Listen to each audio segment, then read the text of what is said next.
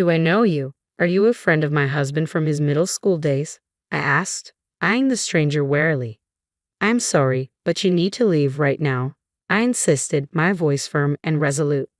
"I'm Jackson," the man introduced himself, seemingly unaffected by my demand. "I'm 33 and currently single. Today marked the wedding day of my colleague Lucas, who also happened to be a close friend." As I mingled with guests, a man who claimed to be a relative of Bryce, the groom, approached me and ushered me towards a waiting area just before the ceremony. Physically imposing and with a firm grip, the man guided me forcefully with his strong arms, leaving me feeling uneasy about his intentions. Thinking that perhaps the bride wanted to extend a pre-ceremony greeting, I followed the relative, assuming goodwill.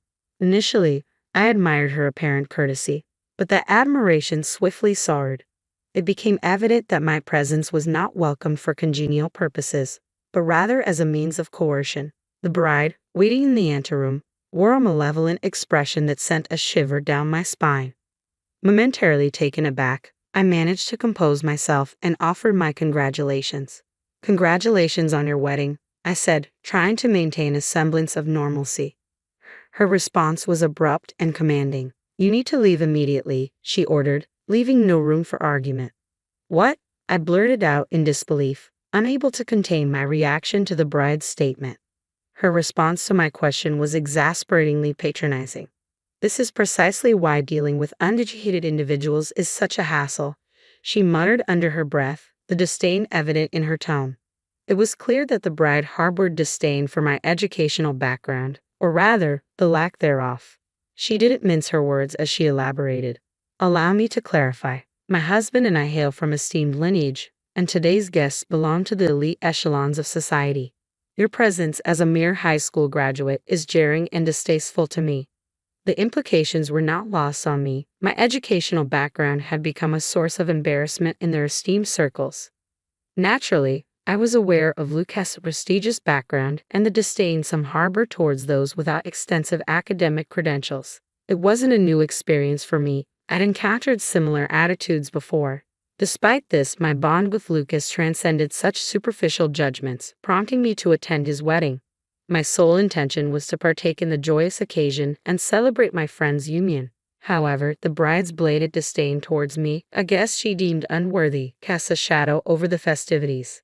Feeling increasingly uncomfortable, I inquired if I could offer Lucas a few words of congratulation before taking my leave. The reaction from the bride and her relatives was immediate and explosive. Feeling overwhelmed by the tension and animosity, I couldn't help but mutter, "This is all a bit too much for me." Confused by their laughter in what seemed like a serious moment, I dared to inquire about the reason behind their amusement. The bride's response stunned me beyond belief. "My husband didn't invite you here out of friendship, but rather out of pity," she declared matter-of-factly. As she continued, the pieces of an unexpected puzzle started to fall into place.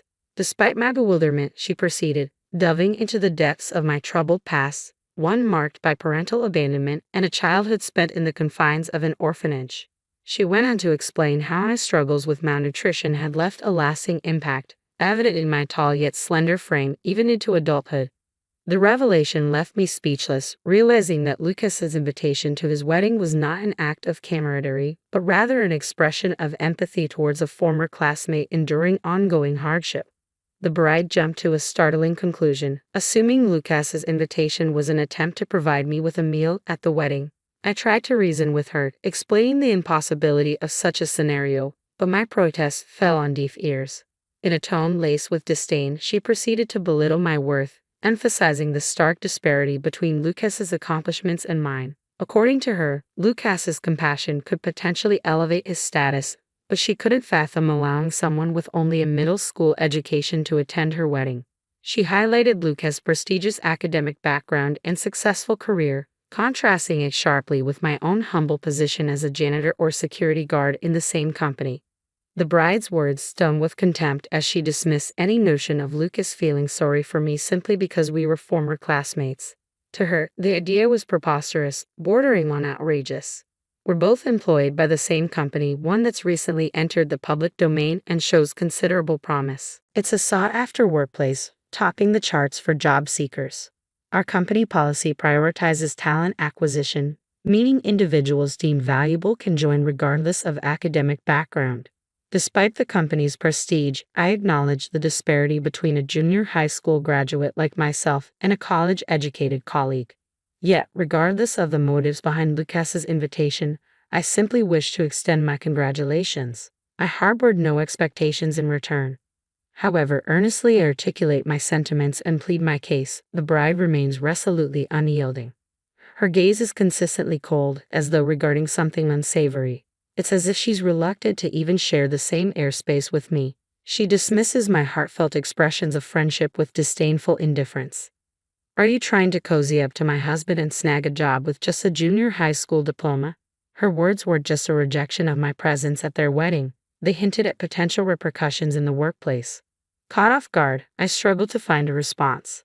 Despite the company's acceptance of individuals with minimal education, I couldn't bring myself to accept such condescension, especially from the spouse of my colleague.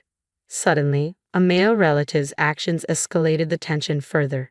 Ignoring my protests, he forcibly grabbed at me, his actions invasive and aggressive. Attempting to fend him off, I reached for his arm, but he forcefully pushed me against the wall. A sharp pain shot through my back and chest, eliciting a low, guttural growl of pain. Enough, just leave, the relative barked before completing its sentence, abruptly opening the door to the waiting room. I was unceremoniously ejected, landing on the floor with a resounding thud. Despite the rough treatment, I resolved to carry on without offering my congratulations to Lucas. Preferring not to risk being barred from the wedding altogether, I sought refuge in a nearby cafe, biding my time before rejoining the festivities with the other guests. As the wedding reception commenced, I settled into my seat, hoping to blend in unnoticed. However, the bride's penetrating gaze soon found me. Without uttering a word, her lips moved silently, forming a single question directed at me. What are you doing here? The bride's expression shifted as the relative man spotted me. With determination, he lunged towards me, seizing my arm in an attempt to forcibly remove me. However, this time, I wasn't going to be ejected so easily. Nearby attendees sprang to action, rallying around me, shielding me from the relative's grasp. Panic flashed across the relative's face as he struggled to comprehend the situation. Sensing the urgency, the bride seemed equally flustered. Seizing the moment, I grabbed hold of a nearby microphone and addressed the bride, who remained bewildered by the unfolding events. Bride, I owe you an apology for my earlier words. My desire to witness Lucas's wedding led me here today, I declared loudly, ensuring my message reached her despite the chaos surrounding us. Lucas, seated at the head table, overheard our exchange and interjected with confusion and concern. What's happening here? What's all this about? He demanded. The bride, visibly shaken by Lucas's unexpected intrusion, responded in a tremulous voice, It's nothing, just go back to your seat, Lucas. With a hint of desperation, she added, I asked Jackson to leave because he only has a junior high school education. It wouldn't be a good match for us, Lucas. Feeling a sense of resignation, I addressed the bride, who appeared lost in her own distress. I apologize for any inconvenience I've caused. If it's what you desire, I'll sever all professional ties with Lucas. Please forgive me for any disruption I've caused. A hush descended over the entire hall as my declaration hung in the air. The bride was the first to break the silence. What? Fired? What's going on? Lucas's voice quivered with confusion. What did you just say? Recognition dawned on Jackson's face as he processed my words. That's correct. I am Jackson, the president of our company, I affirmed, my tone steady. I may have only graduated from junior high school, but I founded a delivery company at the age of 16. With nothing but a bicycle, I transformed it into a major corporation over the span of a decade. And in response to changing consumer habits, we swiftly transitioned into a publicly traded entity. Lucas wasn't just a friend to me, he was a lifeline, a source of unwavering support when I needed it most. He shared his meals with me, showing kindness and compassion during times when I struggled with malnutrition.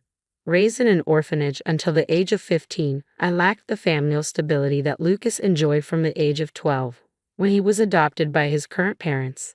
Despite our different upbringings, Lucas and I remained close even after our paths diverged geographically. When we embarked on the journey of entrepreneurship together, Lucas vowed to dedicate himself to our shared vision. Witnessing his transformation from a shy individual to a confident groom filled me with immense joy.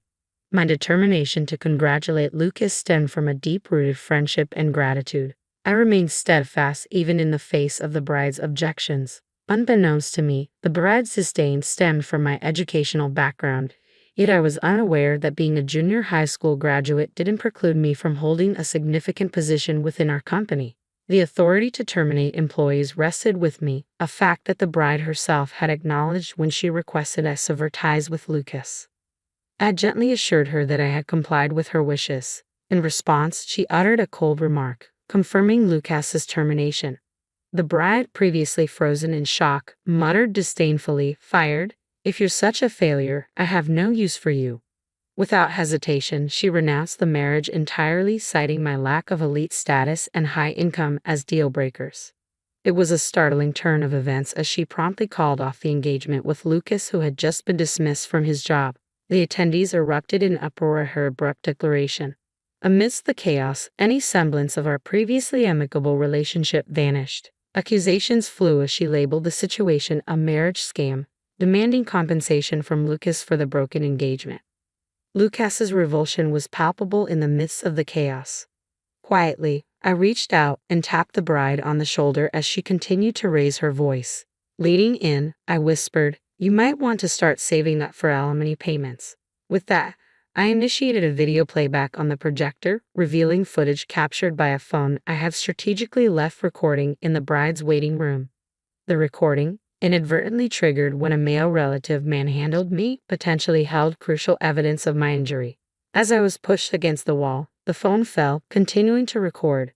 What it captured was damning. The bride's indiscretion with the same male relative in the waiting room. As the ceremony commenced, I retraced my steps to the waiting room in search of the phone I suspected I had dropped. To my relief, I discovered it nestled in a corner, untouched. However, the shock of what I witnessed upon playing back the recording left me reeling. Witnessing such deceitful behavior on what should have been a sacred occasion shook me to the core. It was difficult to comprehend how anyone could stoop to such lows. Driven by a sense of moral obligation, I immediately sought out Lucas to disclose the damning evidence. The revelation of the bride's true nature sparked a fiery reaction from Lucas's relatives, who unleashed their fury upon the bride's family. In response, the bride's relatives vehemently denied any association with the man implicated in the recording. They adamantly refused to acknowledge any connection to him. It later emerged that the man accompanying the bride was nothing more than an unfaithful partner. Despite his charming demeanor, he was essentially a freeloader, lacking any meaningful employment. The bride, yearning for a life of prestige and sophistication within an educated family, sought to elevate her status by securing a marriage with Lucas, a gentle and unassuming man. Her intentions were revealed to be far from genuine, painting her in a negative light. In contrast, Lucas, dedicated to his studies and somewhat naive in matters of love, possessed a trusting nature that left him vulnerable to manipulation. Ultimately, I'm grateful that my humble education allowed me to see through the deceitful intentions of those involved. Never did I anticipate that my educational background would prove valuable in such a manner. The deceitful bride faced the consequences of her actions, being ordered to pay a hefty sum of $5 million for wedding expenses and an additional $3 million for terminating the engagement, accumulating the staggering debt of $8 million. As a result of the humiliation she endured, she found herself isolated from her family. Her unfaithful partner, alarmed by the overwhelming debt, fled the scene, leaving her to face the repercussions alone. With her once inviolable life now in shambles, the bride was forced into a solitary existence, residing in a rundown apartment and toiling tirelessly day and night in a desperate attempt to repay her debts. The arrival of the deceitful woman inadvertently strengthened the bond between Lucas and me, fostering a deeper friendship as we navigated through the ordeal. Meanwhile, our company experienced a period of rapid and steady growth. Observing Lucas's enduring desire for marriage, I contemplated accompanying him to a matchmaking event in the future.